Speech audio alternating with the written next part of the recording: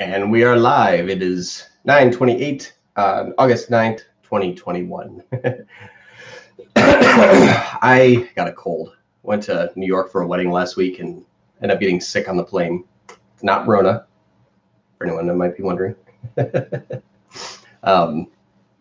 So there's an update in Google Ads where if you're a Google Ads agency, and I don't exactly know when, because it seems like it's receiving the error, but I'm still actually getting impressions and clicks, but you're not allowed to bid on Google AdWords or Google Ads at all. Like any of those keywords, they like banned them in Google, which was awesome. A lot of fun for us because we're a Google Ads agency and we generate our own leads for, you guessed it, running Google Ads. So that's pretty cool. It's nice. We send probably $1.3 million a month in ad spend to Google from our clients, and then they just kind of kick us in the shorts. So that's always fun. But yeah, sorry I wasn't able to go live last week. Again, I was in New York for a wedding, but I'm back with a vengeance, ready to go, ready to answer some questions, ready to help some people. Coughing and clear my throat all the way through it. Hello, everyone. Shahid, hey Shahid, hi John, quick question. How much budget percentage-wise do you allocate to supplementary campaigns supporting main shopping campaigns, search DSA? So I always spend at least, sometimes more, but at least 50% on my main shopping campaign. And then the other campaigns, I spend the other 50% equally distributed. So let's just say you get $1,000 a day. $500 a day would go to Google Shopping. And then $100 to DSA, 100 to search, 100 to dynamic marketing / outbound proactive display, and then 100 to brand, everything like that. If you're dealing with much smaller numbers, it becomes a lot less effective. So what I mean, if you were saying, like, let's say you had $100 a day total, you don't have the ad spend that you want. That's $3,000 per month, $100 a day. When you spend $50 a day on search, you might have to whittle down to possibly just more of the prioritized list of supplementary campaigns. So if you're doing $100 a day, 50 on smart shopping, and then you could be 20 on search, 20 on DSA, 10 on brand, and then that might be it. Maybe like $5 on dynamic remarketing after you start your ROAS goal on smart shopping. So as you get less daily ad spend, you have to think about, well, if I was going to allocate 50% of that to my smart shopping campaign, how much can I really use and be effective on those other supplementary campaigns? So if you were saying, $5 a day on search is really going to do anything. So you have to make sure, like, if you are going to be running supplementary campaigns work the best on bigger budgets. And then make sure that you're using first click attribution when you're running supplementary campaigns, so that it's not just going to be remarketed by smart shopping and then essentially taking the conversions, stealing the attribution to smart shopping with like a last click or something like that. So if you use the first click attribution, that's going to be the most beneficial to run supplementary campaigns. And so just know that you might need to increase your daily ad spend if you are going to be running supplementary campaigns. But always 50% to smart shopping, the rest allocated, as much as can be effective for daily ad spend for those supplementary campaigns. The least prioritized supplementary campaigns, I would say, is YouTube and outbound display. Those are going to be the least powerful, I would say, just because those are going to be more top of funnel, where your sales cycle is longer. And then if you are running first click attribution, you might see that it could take a cycle. Let's see. Uh-oh. Okay, it says connection is unstable. Can everyone still see me okay? I don't know why this does this. It's like every other time. Okay, I think we're still good. Yep, cool. Yeah, it says skip for a second. No, thanks, Chris. All right, Chris. Morning, Chef. How do you go about tackling clients where half of their audience is B2B and the other half is B2C? Any findings on enhanced conversions, and should I migrate away from importing Google Analytics goals in favor of Google Ads and GTM? So first question, where you find B2B versus B2C.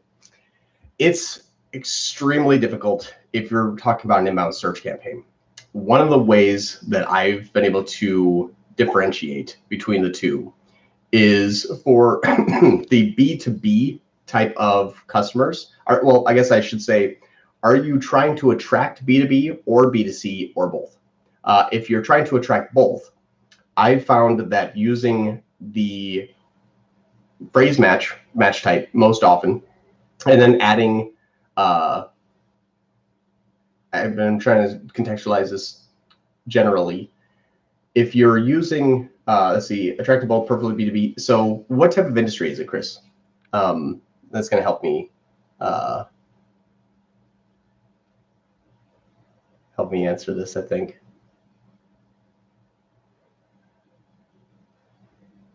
If it's B2B, let's see, let's go with debt collection. So if it's debt collection, so B2B, I would say, let's see, how would you do B2B? So debt collection, like consulting company could be one. Debt collection, I'm trying to figure out what someone would have you want to add a kind of like a filter keyword. So a keyword that would differentiate between the people that are just looking for debt collection, but debt collection company, debt collection service, debt collection, like service, that would probably be a pretty good one. Hire debt collection agency. You want to add those kind of qualifying keywords. So things like hire, usually if you're a B2B, you're looking to hire, or consultation is good. So those higher elevated type of keywords where someone's looking for the agency or hire or service. You don't want to look for like debt collection and say like, yeah, my friend owes me money and and now I want to go after them. But if you're like a business debt collection company, for enterprise, finding those qualifying keywords that elevates the level of relationship that a business would have with another business can be done with using phrase match and using more B2B type of phrases. So like we're talking about several companies, you have like things like debt collection, you'll have like a bulk or mass purchase, or you'll have a wholesaler. Like those are more e-commerce type of B2B type of keywords. It is very, very, very difficult. We had a company that was trying to only get from B2B type of relationships, but they were selling commercial paint thinners. And so people were actually looking for a commercial paint thinner because they wanted like the best paint thinner, and they figured commercial grade was supposed to be really, really good. So we had to do like bulk commercial grade paint thinner. Someone that wanted to buy a mass amount of them. Usually your one-offs, your B2C is only to purchase like one can of paint thinner. So we had to do like a bulk wholesale paint thinner production company, paint thinner manufacturer. So people that were looking for those B2B type relationships, they would search for things that indicated that it's a large type of relationship agreements. And so it's a little bit nebulous just because I don't know exactly all the details, but you want to add qualifier keywords, and then stick that in its own campaign. Don't divide it up by ad group, divide it up by campaign. This way you can adjust daily spends, you can adjust income, you can adjust all your normal demographics, but you can also remarket to them as well, a little bit easier when it's one campaign. So I would say that looking at the different qualifying keywords and exploring those first would be a really good way. But again, inbound search, people that are looking for a company or looking for just a one-off product or one-off service, a lot of times they Google the same thing. So what I would say is another way to elevate the experience in Google is and send them to two different pages if you can. Break them out into one for B2C, one for B2B, and have the B2B page actually have some sort of qualifier that is a required field. So size of your company, or how much debt are you looking to collect, and then have it like under 10,000, over 10,000, 10,000 to 50, 50 to 100, 100 to 150. And what I would do is only count the ones that are higher than what a B2C type of relationship would really be lucrative, and count those as conversion actions. The only way to do that that I know, I would say very well, and this kind of goes to your second question, is using the analytics goal.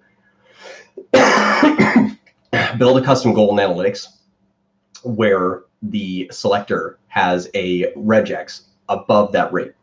And so when you select a regex above that rate, it allows you to actually say if the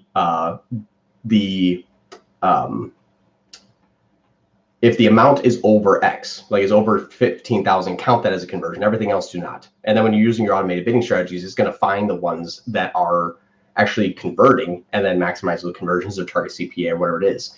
So twofold, use your qualifying keywords, but only count something that is indicative that that is a B2B type of relationship. And once that is filled out on the B2B page, that's what gets counted as a conversion. So hopefully that helps there. If you're going to use that tactic, don't use tags and GTM just yet, because I think you can only build that in. I've done it a few times, and I've only been able to figure it out how to do it in analytics by using that custom goal. So hopefully that helps.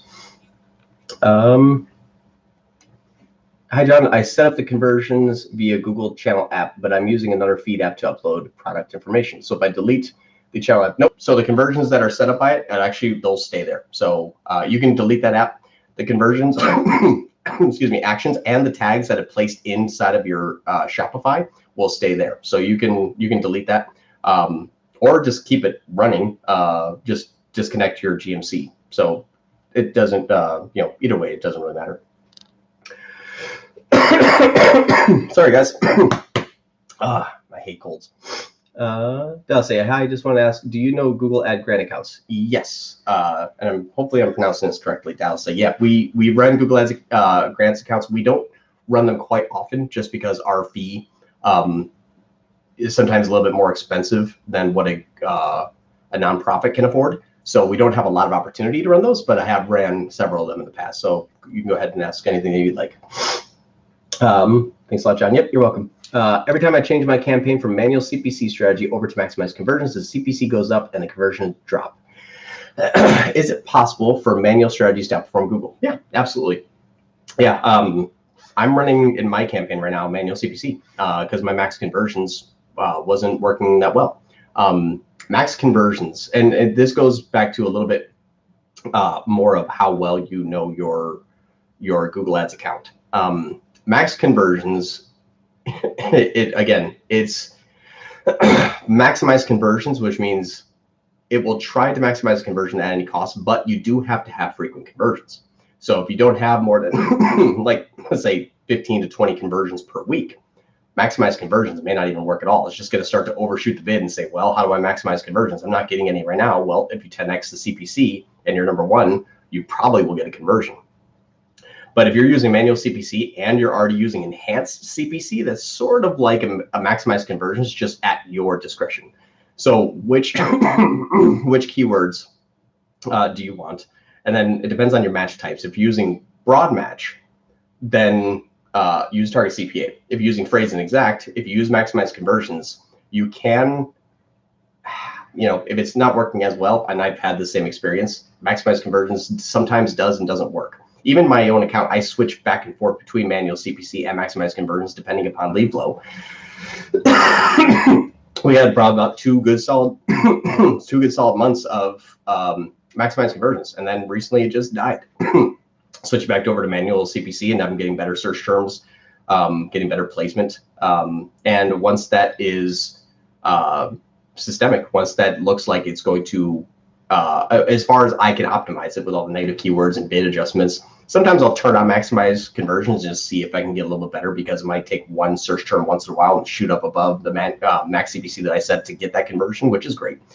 But you need to have frequent conversions for maximized conversions to work. If not, if you have like a small amount of phrase or exact match that you know is going to work, you're probably better off with manual CPC, because you seem to know where that is better than Google. So I would actually just, if you know that, then run a manual CPC. Just make sure you have enhanced CPC on. This way you don't accidentally undershoot your bid a little bit and allow it to overshoot the bid when it needs to. Excellent idea. Invoice me later. Sounds good, Chris. Let's see. Hi, John. How to check whether Google Ads conversions work well or not? How many days do I have to wait for the conversion status change from unverified to recording conversions? Some other actions called Google Shopping app add to cart, start to record conversions, but the purchase, begin checkout are still unverified. Right now, my store has few traffic and only earned 2 orders. It should only take 3 hours. The way to force that is to actually make a test purchase. And you can, and when you, excuse me, when you make a test purchase, Google actually doesn't need to see a conversion come from Google Ads for that to go from unverified to verified. It just needs to see a purchase, which means once Google can identify the tag firing, regardless of where the source came from, it will verify. But I actually have had Google have an issue here where I had to reach out to Google, and it was actually an issue on their end. We're like, oops, we're so sorry, we verified it. It was stuck.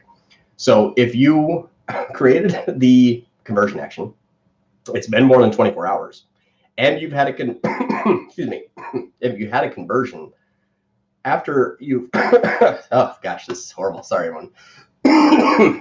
And you've had a conversion after you created the conversion action, it should verify. If not, reach out to Google, because I beat my head against the wall for like 2 days and called them and like, oops, yep, my bad. It was on Google side. For whatever reason, it was stuck.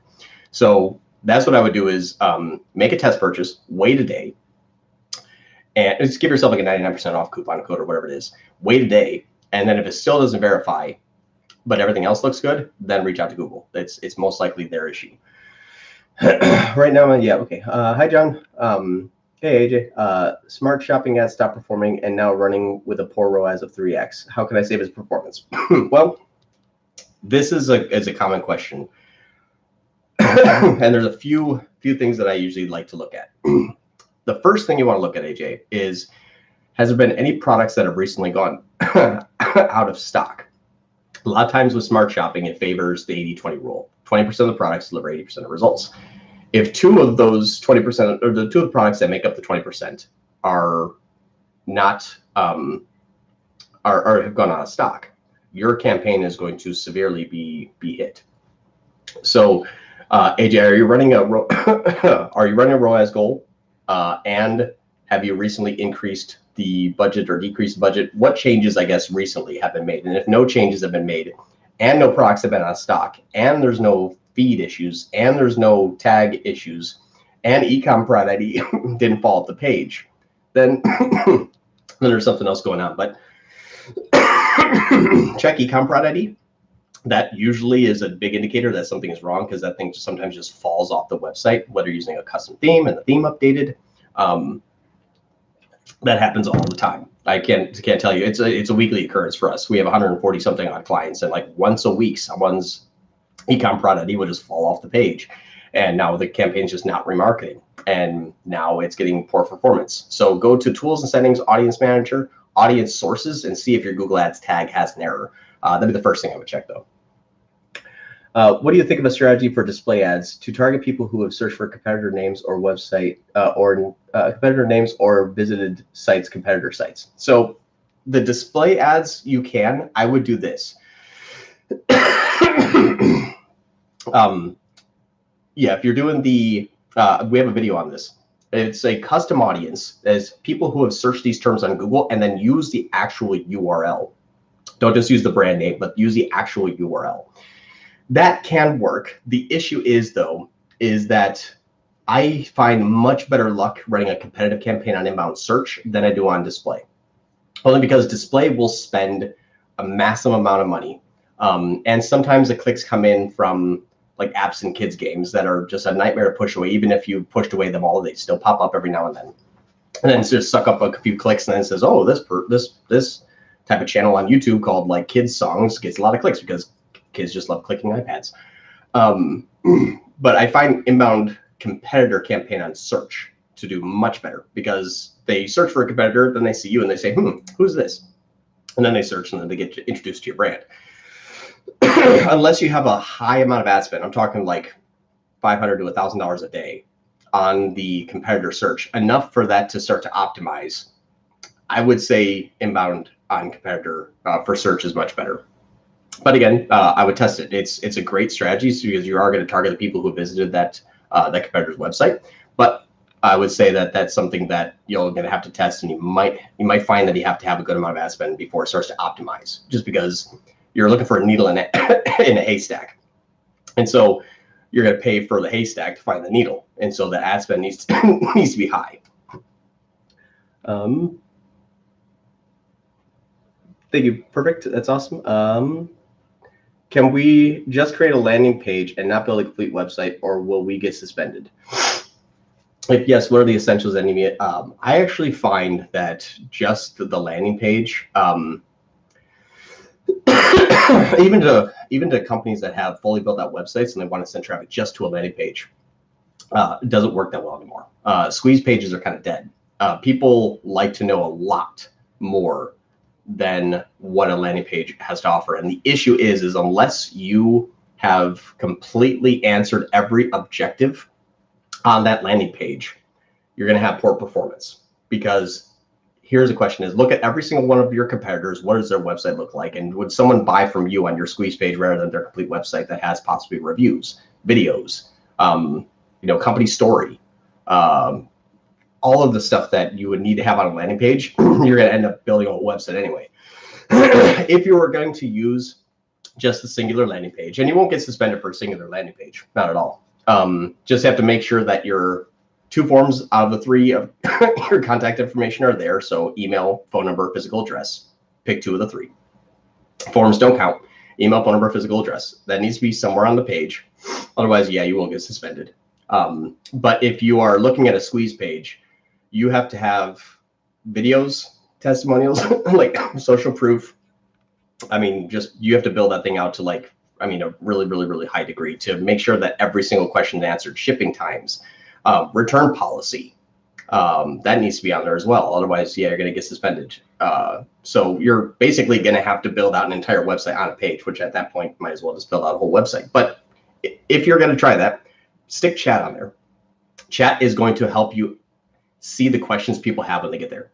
So you're going to get a chat that might not be a really high quality chat, but it's going to be like, hey, what's the shipping time? You're like, oh, crap, that's not on the page. Or like, hey, if I don't like this, can I return it? Oh, crap, that's not on the page. That would be in your your shipping policy or refund policy, return policy. So stick chat on that page. Answer all the questions that people have. Turn those questions into content on that page. That's the only way to do this. And after that, you're going to find out you probably have enough content to build a website anyway. Yep, AJ, well, thank you very much. Let's see, Simon, in a new campaign that is still learning, some exact match keywords are having low quality score, component issues suggesting ad relevance is average when the ad is extremely relevant. So ad relevancy being average, if you're using responsive, Google's tightening up their quality score in their responsive search ads to a degree where it's actually very annoying. And what I mean by that is it really wants the 15 different headlines right now. And those 15 different headlines, like 8 of them have to have the keywords that you're going after inside of that ad. That would be a big thing. But here's the thing is, if it's still in learning, it's an artificially low score. And because when you start a new campaign, it doesn't just start off with like excellent everywhere. It needs to learn and find out that your click-through rate is actually going to affect your ad relevancy, not just keywords. And so your click-through rate, though, is also affected by your daily or by your average position. Now, average position isn't a field anymore, but your average position, you want to have your position high enough on Google so that Google says, well, you have the keywords in the ad copy that you're going after as a keyword, and people are clicking on the ad at a really good click-through rate. So bidding high is going to help raise that ad relevancy score. So if it's still in learning, just hang tight. It's an artificially low score until it learns. But if you have good ad relevancy and good position, you're going to earn that score. It will come in.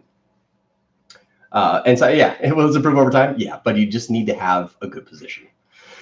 I'm dying. This is dedication, guys. I can't breathe and I'm still on here answering questions. Yeah, tell your friends. Awesome.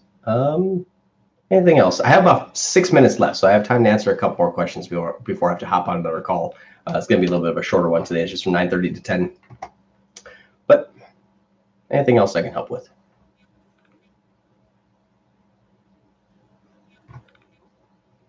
Yep. You're welcome. 33 Big Money. Love the name.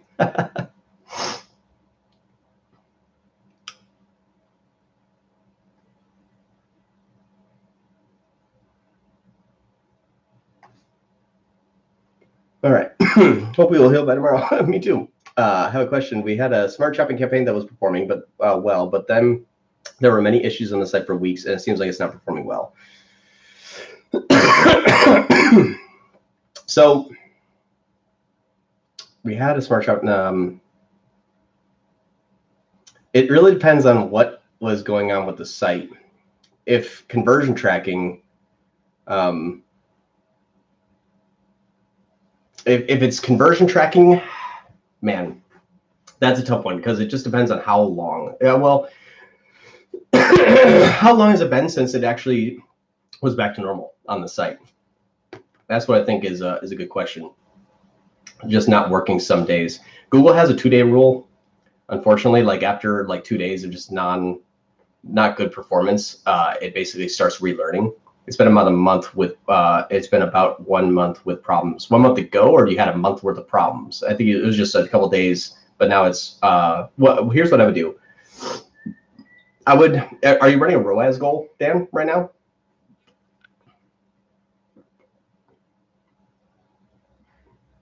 Turn off the ROAS goal, because what it's doing right now is it's trying to still go after the people that it possibly is no longer going after, and it's not going after brand new customers because the ROAS goal is saying, hey, keep trying to get the same performance as before, and those people just aren't there anymore because Google stopped learning and Google stopped watching them.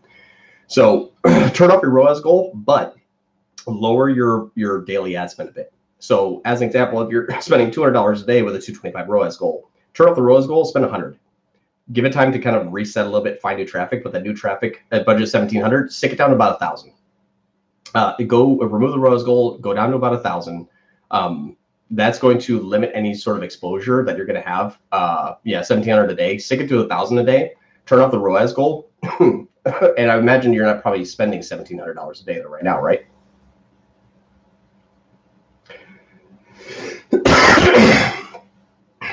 No, it's never a good idea to lower unless you have to reset.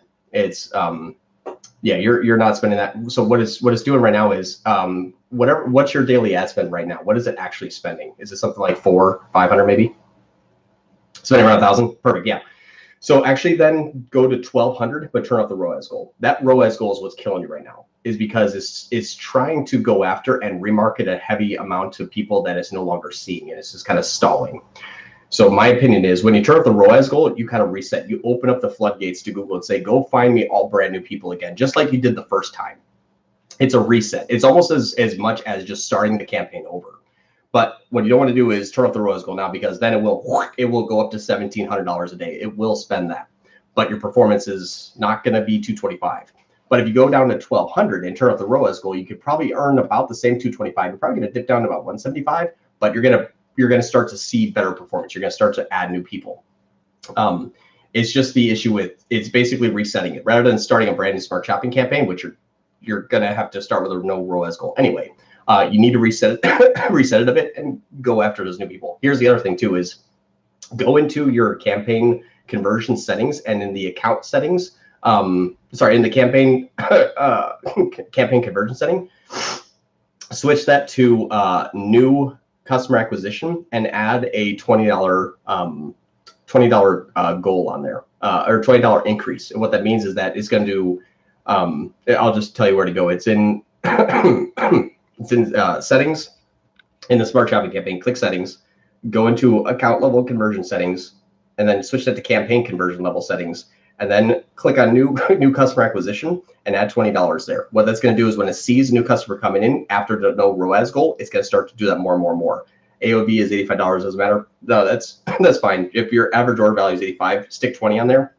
All this is going to do is trick it in short term to go after those new customers. When you turn up the rose gold, it's going to go after new customers, and it's going to see that they're more valuable, and it's going to spike that traffic. So it's just going to essentially trick it into getting better performance. And then later on, you can turn that back off.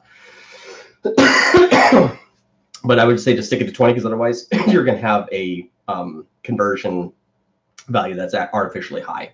Keep it on for, I would say, 2 months, depending upon your sales cycle. If your sales cycle is a week, keep it on for a month, just so that it has a chance to see that consistency. It needs consistency in order for it to optimize towards it. And it's 10 o'clock. I got to get going, everyone. Thank you so much. Dan, let's be next week. And then tell me how this is going to work. Oh, time decay versus last click. Which attribution would you go with? Last click. All right, everyone. Thank you so much.